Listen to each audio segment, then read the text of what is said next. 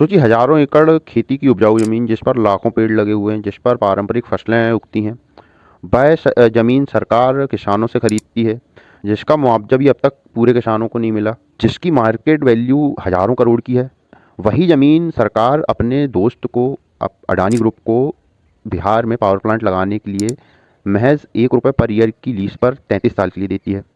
तो नॉर्मली क्या होता है, कोई कंपनी जब सरकारी ज़मीन लेती है अपना प्लांट या अपनी फैक्ट्री लगाने के लिए, तो वह सरकार को लीज रेंट देती है। अब प्रेजेंट लीज प्राइस जो है वो 10,000 से लेकर 50,000 रुपये प्रति एकड़ प्रति वर्ष की दर से दिया जाता है। लेकिन यहाँ पर जो है वो 1 रुपये पर ईयर की उस दर से दिया गया है। मतलब सालाना जो है 1,050 एकड़ का 1,050 रुपये बनता है। अब सोचिए हज़ारों एकड़ ज़मीन जिसकी मार्केट वैल्यू करोड़ों रुपए है, वही ज़मीन सरकार अपने दोस्तों को महज चंद रुपयों में देती है, 1,000 रुपये में देती है।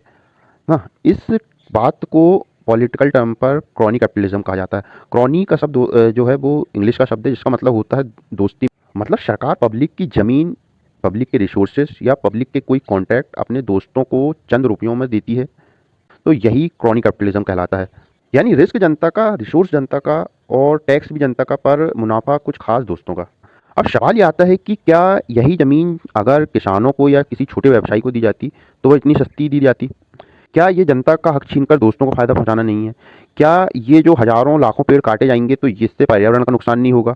क्या सरकार वाकई जनता के लिए काम कर रही है या सिर्फ अपने खास उद्योगपति दोस्तों की जेब भर रही है? सवाल बहुत हैं, पर हमेशा की तरह जवाब कोई भी नहीं।